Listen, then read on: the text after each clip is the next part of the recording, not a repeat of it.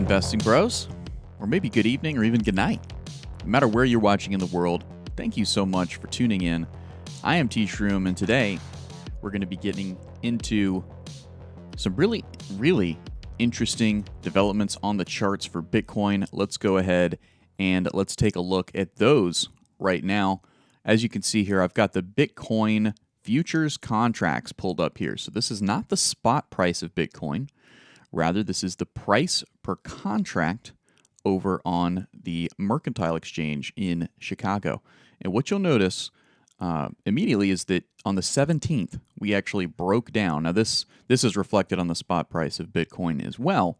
But on the 17th, we broke down through this uptrending line of support. And we've broken through it about 3 times, at least on the futures price charts.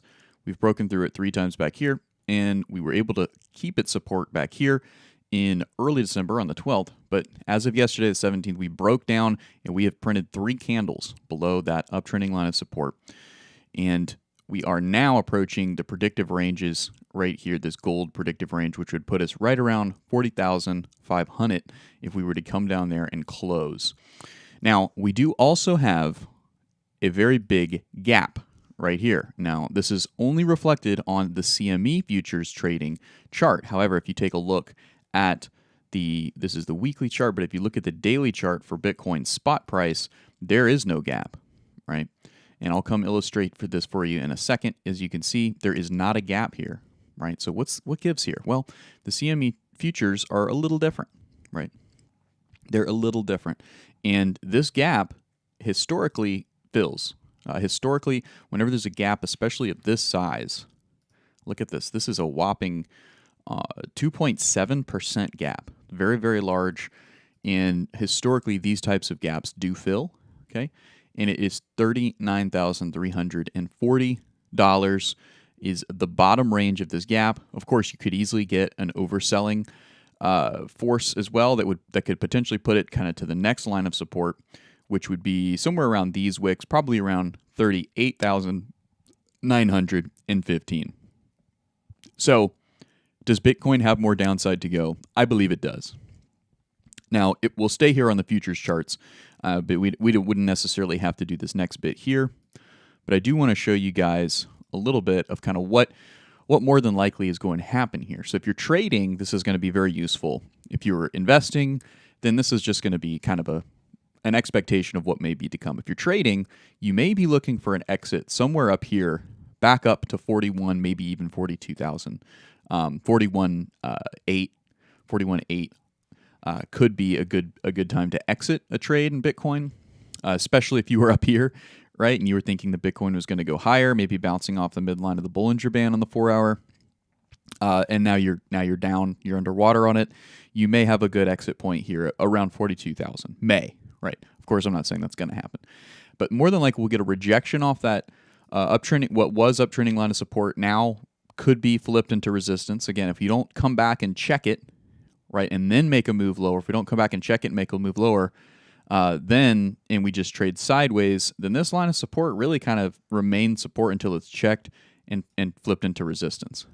In my mind, right? You may be trading at home with a slightly different philosophy on resistance and support lines, but for me, I'm expecting a checkup and then a move down, penetrating down through this CME gap. Now, it's unlikely to happen exactly like that, and it's certainly unlikely to happen in such a uniform fashion.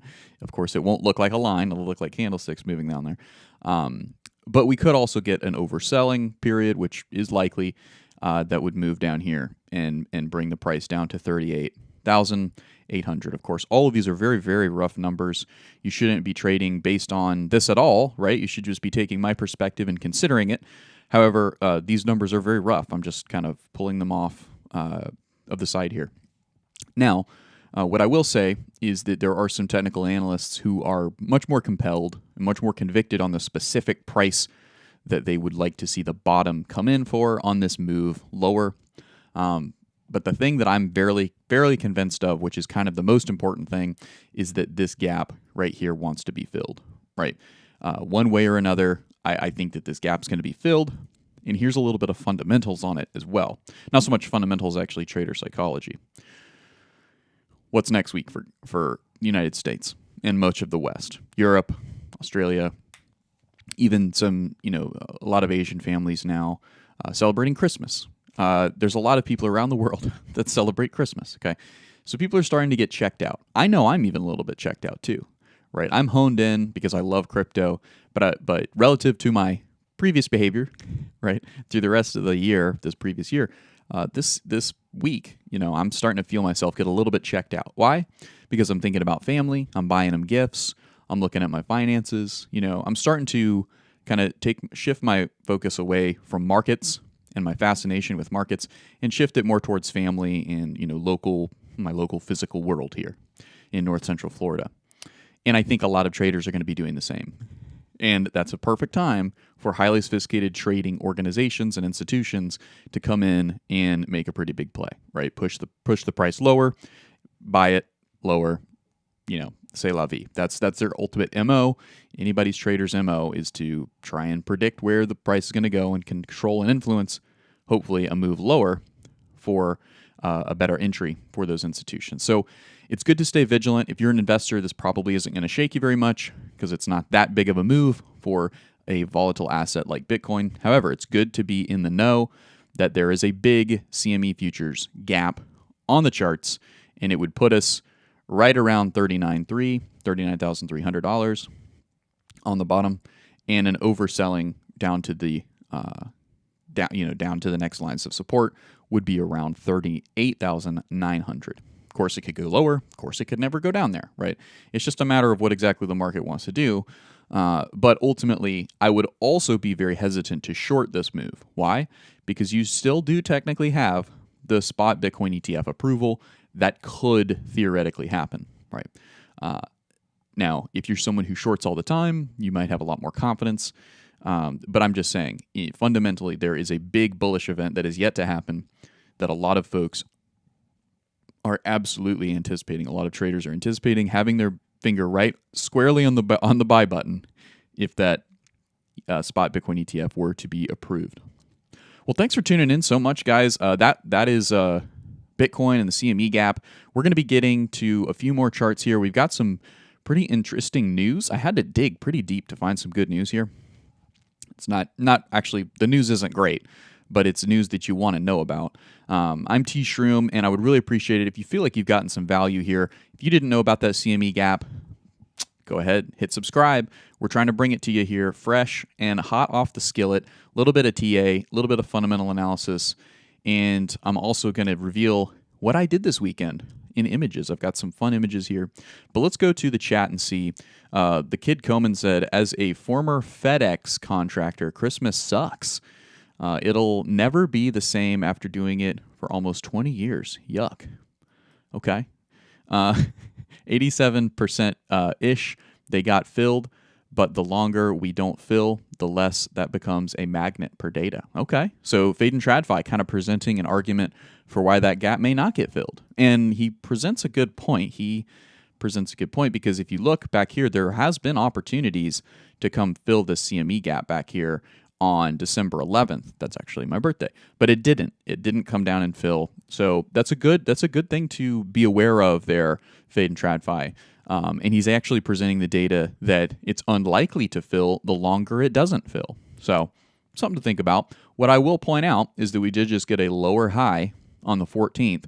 We did just get a lower high, lower than that high put in on the 10th, 8th/10th. So that's something to keep in mind as well. That we are generally losing momentum. And you can also see that represented here on the Prime Oscillator Pro. You can see that momentum is waning here on the Prime Oscillator Pro, on the Ichimoku. I'm back up on the daily chart here. This is Bitcoin spot. Let's go down to the 4-hour and take a look at that. Yeah, so as you can see here, the Ichimoku totally bottoming out in the bearish zone for Bitcoin spot on the 4-hour chart.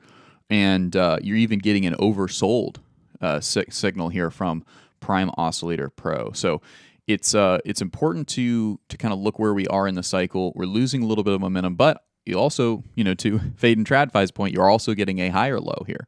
So the CME gap somewhere down below here, but this is the spot charts, so you're not going to see that gap anywhere near as clearly as you'd see it right here. All right. So thank you so much for Fade and TradFi for presenting that for us. That's 87%ish that they get filled, but the longer we don't fill, the less that becomes a magnet per data. So useful to know, especially if you're day trading. Investors are likely just going to sit back and hodl. I know I sure am. Indie Rock Crypto said, we have an official uptrend on the daily chart for AMP, price above a rising 200-day moving average. So really cool. Got a good shout out for an altcoin called AMP. I know what AMP is. Of course I do. Thank you so much, Indie Rock Crypto. Loved seeing you in the chat. Indie Rock Crypto, one of the most dedicated bros, especially to this 9 a.m. stream. See him in here all the time. Love ya, man. Hope you're doing well. Mastermind says, why is there a gap? That's a good question. That's going to probably be for another video, but I appreciate that question. It's a little bit complicated why those manifest on the charts. Let's see. Crimson Caravan said, you can lemon wash your magic shrooms and it increases potential. Okay, so shouting out some alchemy there, Crimson Caravan Company. You gotta love it. All right, guys, this next bit is going to be actually brought to you by none other than NordVPN. NordVPN, man, you're going to probably want to sign up with NordVPN after this next section. We go through the stories. But NordVPN, I'll just bring to your attention, it's our security partners. You get the VPN, you can rest assured that you're a lot more safe as you traverse these Wild West industries of Web3 and crypto. Before we get into the news stories here, I want to show you guys the weekend outing, some photographs. Amanda and I actually went to the Florida Theater to see a very, very famous comedian. And we had a ton of fun. Maybe you recognize him, Tony Hinchcliffe. Not everybody knows about him, but I had a lot of fun. He brought out some of the other folks from the show Kill Tony, and there are some lovely images of myself and my fiance. We had a lot of fun. Thank you so much, Amanda, for making that amazing birthday weekend one to remember. So, yeah, guys, if you've never watched Kill Tony, it is very entertaining for folks who have a strong stomach for humor that goes outside the lines of what may be acceptable today, but it's on YouTube, right? So they haven't gotten banned off of YouTube, so it's probably not going to be, as offensive as some. Anyway, so check it out. Don't check it out, whatever. But it is definitely, it is very funny, I think, and it is also, definitely adult humor. So you'll want to keep the little ears away for their own sake. All right, let's go ahead and jump right on into the news here, guys. We had a crazy occurrence over the weekend, a pretty big hack on the NFT ecosystem. Major NFT recovered, though. 36 Bored Ape Yacht Clubs and 18 other NFT tokens successfully restored. So the Mutant Ape Yacht Clubs on peer-to-peer trading platform NFT Trader have been recovered, as well as the Bored Ape Yacht Clubs as well. A security firm operating the Web3 space reported the successful retrieval of 36 Bored Ape Yacht Clubs, 18 Mutant Ape Yacht Clubs NFTs through a well-coordinated effort by their team, which worked extra hours over the weekend. That's what you want to hear. That is what you want to hear. And it gets better, guys, because we learned something here about the Bored Ape Yacht Club community ecosystem that I actually am fairly encouraged by. The hack occurred December 16th, led to the loss of nearly 3 million in NFTs. Not good. The attacker communicated through public messages wherein they falsely implicated another user in the initial exploit and demanded ransom payments for the NFTs, mentioning, "I came here to pick up residual garbage." So a well-camouflaged kind of front being put up by the perpetrator, making it seem like he was a victim, he or she, whatever, was a victim. That's very sophisticated, very, very intelligent, albeit, terrible motivation. But the attacker then proposed to return tokens to victims after being paid a ransom of 3 ETH per Bored Ape and 0.6 ETH per Mutant Ape. However, in a bizarre turn of events, they returned Bored Ape along with 31 ETH to a user along with staked Bored Apes to their owners while retaining the Ape coin rewards. So very, very strange situation here.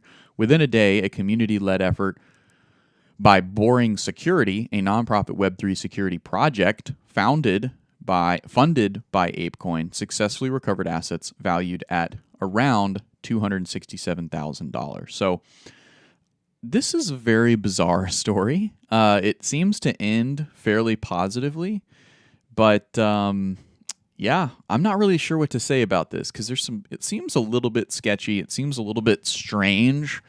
I kind of want to know, how often do hacked digital assets get returned by the perpetrator?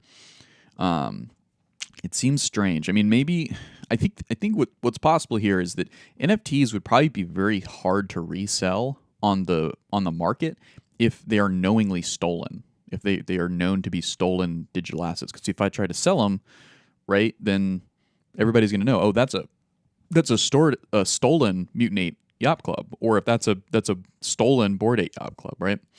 So I think probably they became wide. They saw originally, the perpetrator saw a vulnerability, exploited it, got the digital assets, had whatever euphoric, experience that a person trying to do this would have, but then realized, wait, if I try to sell these, if I try to liquidate them on the market, people are going to know that they're stolen and they're not going to buy them, or they're going to report my wallet. So I think it became more complicated for them, and they became motivated to just return them, I guess. But all 36 and 18 NFTs that the exploiter had are now in our possession. We sent her 10% of the floor price of the collections as a bounty. We will be working with the affected victims, getting them back to them free of charge. Right after this coffee break, victims, please open a ticket in our Discord and please be patient. Okay, so I don't know exactly what the context of this quote is, but ultimately, if you're still the victim of this, you'll want to contact the appropriate authorities. Make sure that you're contacting the real board security, I think is what they're called. Unfortunately, I don't have a link to that, so be very careful trying to contact them if you are indeed a victim, because if you contact them, you may reach someone who's pretending to be board security. Okay, and this illustrates the importance of something like NordVPN, right? So that you don't get hacked in the first place. So people can't identify what your IP address is, who you are, what your geographical location is. You are safer than you would be without a VPN, right? So, and NordVPN is our VPN partner, and you can actually get a 2-year plan plus 1 additional month with a huge discount. It's risk-free with Nord's 30-day money-back guarantee. We've got a link right here in the description of this video that you can actually click and get access to this awesome perk with the VPN that you really need to keep your devices and your systems safe as you're navigating these treacherous waters, high risk but high return waters of Web3 and crypto. I'm seeing Gia S in the chat dropping the GM. Good to see you, Gia. Hope you're having a great morning. Fade and Tradfi said, that's a lot of monkeys. It is indeed. It is indeed. It was quite a big haul for that heist, for that thief to make. And it's a strange and bizarre world. People that are motivated to act unethically and immorally. So it's a shame. But luckily, there are folks on our side like Nord, other VPN providers, security organizations like Board Security, who are actually out there trying to develop technology and techniques to actually keep the world safe. But I don't think crime will ever rest. I think crime is always going to be perpetuated into the future. Another good news on this is that major NFT indices remain stable after the NFT trader hack. Of course, we just went through how a lot of the NFTs got returned successfully, but another good bit of data is that the NFT indices remain stable, meaning people didn't identify this as a giant NFT hacking contagion and have a run on NFTs and the price go surging down for NFTs. That is not the case. That's not what's happened. So that's pretty good. That is pretty good. And I will also say that Tim and I actually made our first purchase of NFTs this weekend, and it's actually really, really cool. There was this project here, bringing it up for you all so that you can see it, called Hops on Cardano.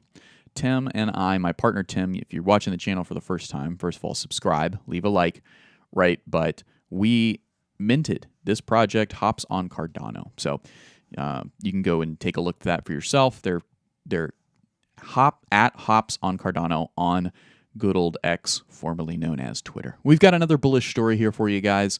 Surinam eyes Bitcoin strategy with Jan 3's proposal. So this is actually pretty exciting.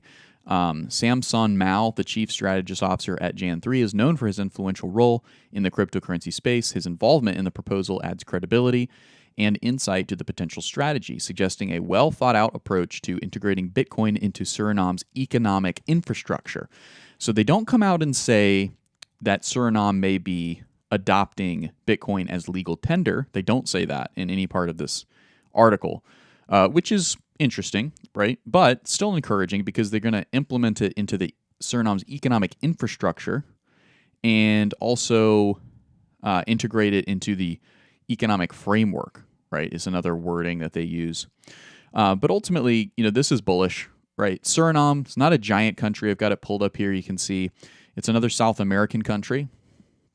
And, it's not the biggest, it's not got the biggest economy in the world, but it is seen as a big hub for global trade. I will say that. And how do I know that? Well, because I was actually educated by this really fascinating show. I believe it's on Netflix. I don't know. Yeah, watch now on Netflix, America at least. If you're watching outside of America and you have Netflix, I don't know what the situation is. But Narco Saints, man, this was an awesome, awesome TV show. It's exactly what it sounds like. It's a bunch of like Koreans who get kind of tied into trade down in Suriname, and then one thing leads to another, and the next thing you know, they're tied up in a narco situation, and they have to figure it out. It's a lot of fun. I believe it's dubbed.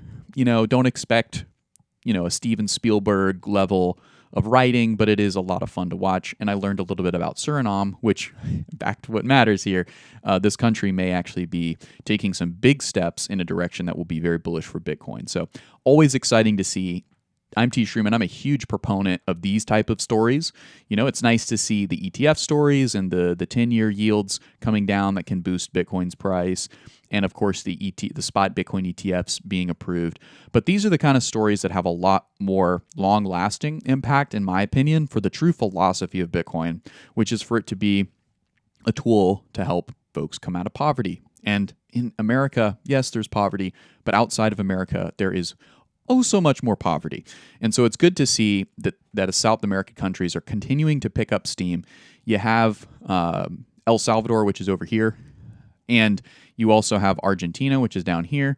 But now it's Suriname who is actually going ahead and dancing with Bitcoin to see how it could potentially integrate into its economy. I mentioned Argentina.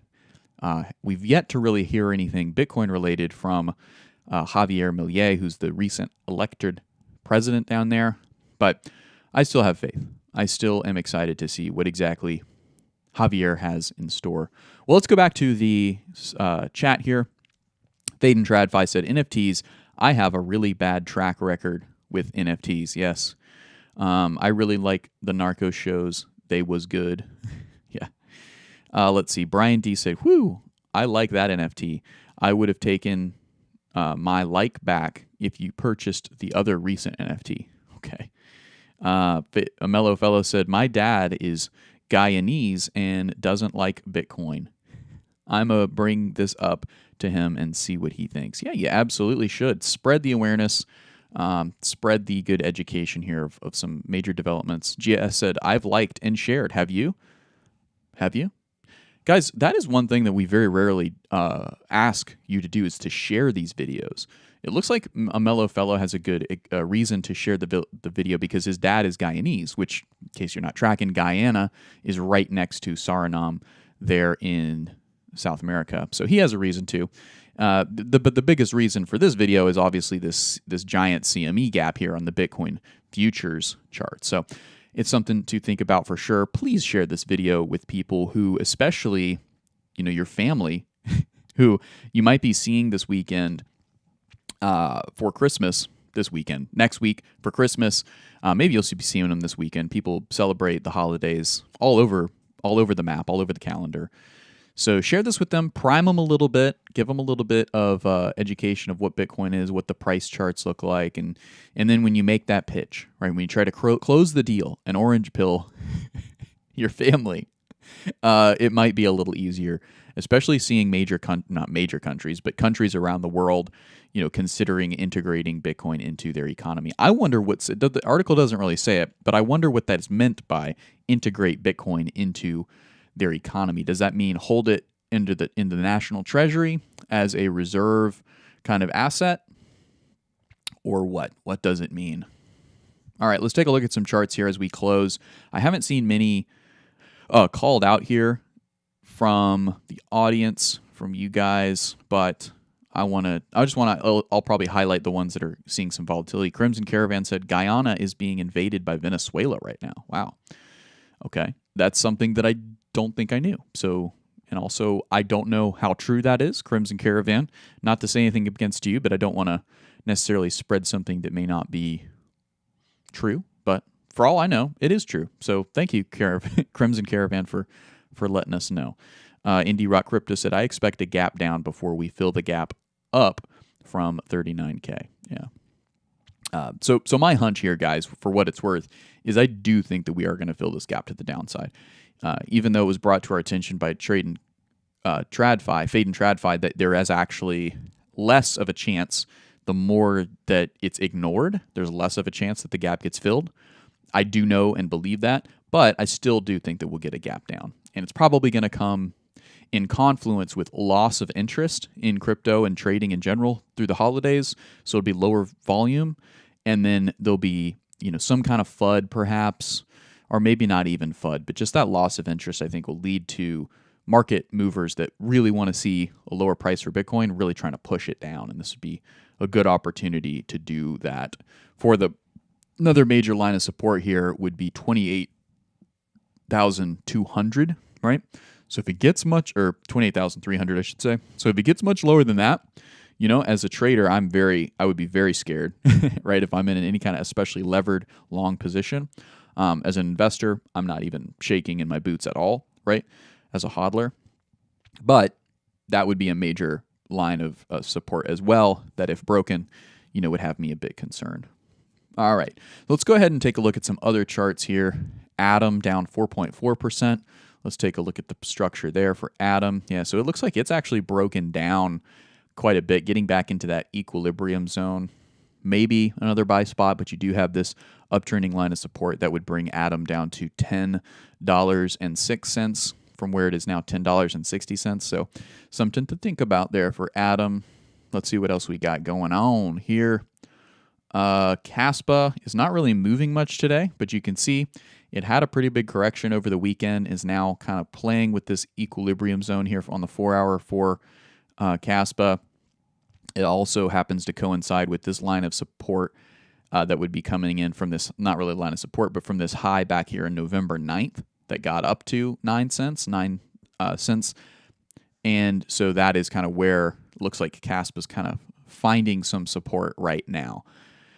Guys, if you don't have any exposure to Caspa, it might not be a bad time to get an entry into Caspa, and we do have a link here that helps support the channel. If you click it, you get that Uphold Wallet, which is where you can get Caspa, and you'll be off to the races there with a good position in a very hot, very, in my opinion, very highly undervalued right now altcoin. We've seen a ton of volatility with names like Bonk, right? Names like Bonk and names like Snek, which Snek is up 19%, right? So the money is out there right now. The money is on the sidelines, but the fact that Bitcoin has just kind of been sideways, right, is kind of like indicating to me that there's a lot of playing going on in the market. Until Bitcoin can show a lot more strength that it wants to push up past $45,000, I don't know that you'll see new money deployed to names like Caspa, to names like Atom we took a look at. AVAX seems to be an outlier as it does continue to shoot up higher, getting a little bit of a correction today on the bottom band of the Bollinger Bands, although that's not a good not a good line of support. That's not a very helpful line of support, you could say. It's more than likely finding support here on the highs from December 10th. But until we get a major rotation back into Bitcoin and investors see a reason to bid Bitcoin higher, I think we're going to continue to see a lot of stagnance, and it's no better illustrated than on the Caspa charts over here, where something that was so hot very, very recently, I'm sorry, guys, I'm kind of all over the place here, but a name that was so hot, shooting up 200% in a little more than a month, is now kind of seeing a correction. Let's see. See how much it's down from its highs. I'll go from this wick, and then I'll go to the candle body, but it's down about 31% where it's trading currently.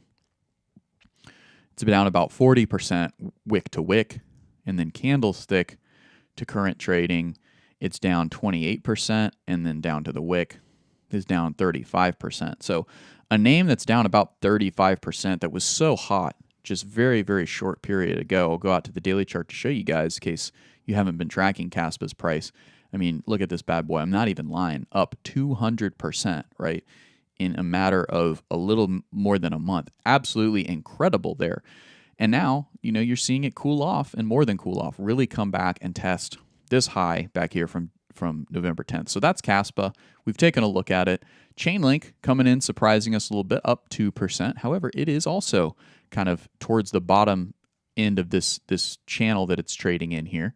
You can see with the highs up here at 17.2 and the lows of the channel down here, putting in a higher low right around 13.9, which is nice to see for Chainlink.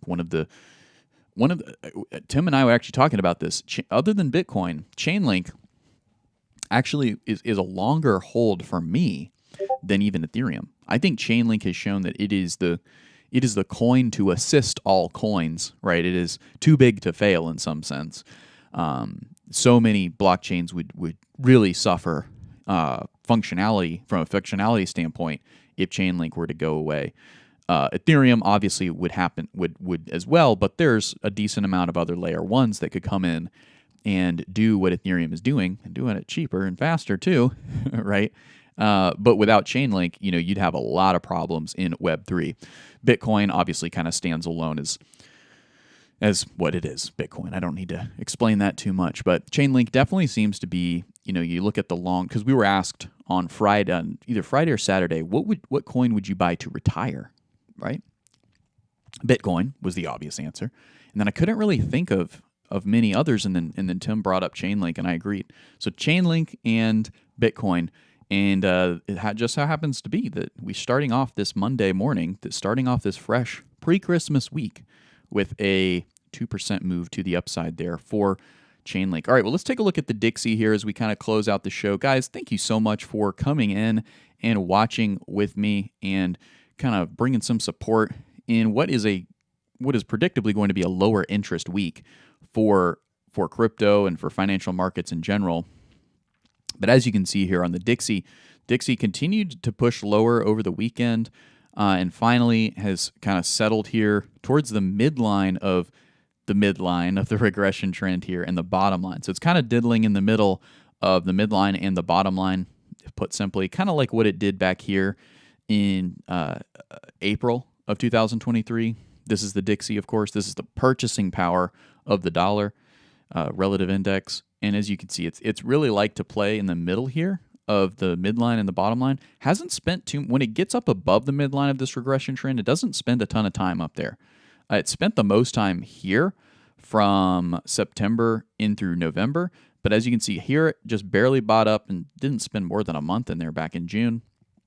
And then back here in the spring, you can see it popped up, didn't even get to the top of the regression, and then spurred that back down. Spent a lot more time down there, and even back here in July, the Dixie spent a decent amount of time even below that lower band of the regression trend. So we could potentially be seeing another prolonged period below the midline of this regression trend for the Dixie, as it right now is continuing to is testing this downtrending line of what is now support.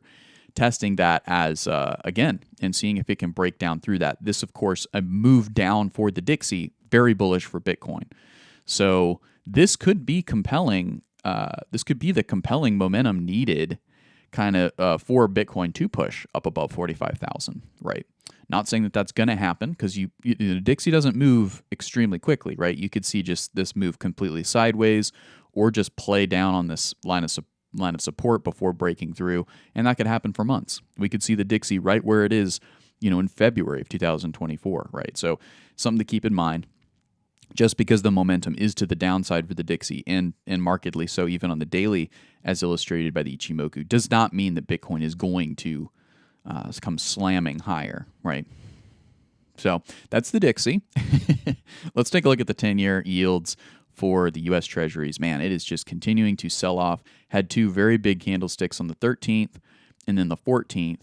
And today it seems to be getting... the yield is looking like it's wanting to creep a little higher, maybe try to test a little higher to see just how much it can come up. But I think overwhelmingly we see what's in the cards for the 10-year Treasury as the Fed last week came out and kind of hinted towards three cuts, right? I think the Treasury yields know how to get in line for that occurrence. Let's see. Yeah, I think that'll mostly wrap it up here, guys. Again, thank you so much for tuning in. Be sure to share this with someone who might be interested. Maybe somebody who lives in South America, in Surinam or Guyana, as a Mellow Fellow's dad he probably doesn't live there, but is from there. Share it with somebody who you think could benefit from maybe some of these lower tests in the price of Bitcoin. Someone who isn't in Bitcoin at all, sub $50,000 Bitcoin. It's still a good time to buy, guys. I've had it in my email signature since about July. Buy Bitcoin below 50,000, right? And I stand by that. Any entry below 50,000 is an entry that you don't want to ignore. I believe that, right? Above 50,000, you missed the boat. Just kidding. I think we'll have quite a bit of upside in 2024. We're all excited for it. And nobody is more excited than the bros. Thank you so much for tuning in. I am 7 minutes over time, man. It is absolutely crazy. I don't know if Piper Academy is going live today. I know Piper had his big birthday yesterday. Happy birthday to you, Army Piper. It is great to know you. You're such an awesome and generous guy. Happy birthday to you. I don't know if he is going live today or if OC is going live either, but go ahead and check out the Piper Academy. Either way, give them a subscribe because they're great analysts over there. And thank you so much for tuning in to the Investing Bros. I have been T Shroom, and I will continue to be T Shroom. Go ahead and consider subscribing if you've enjoyed the content. Leave a like on the way out, and we will see you today at 3 p.m. Eastern Standard Time. See you then.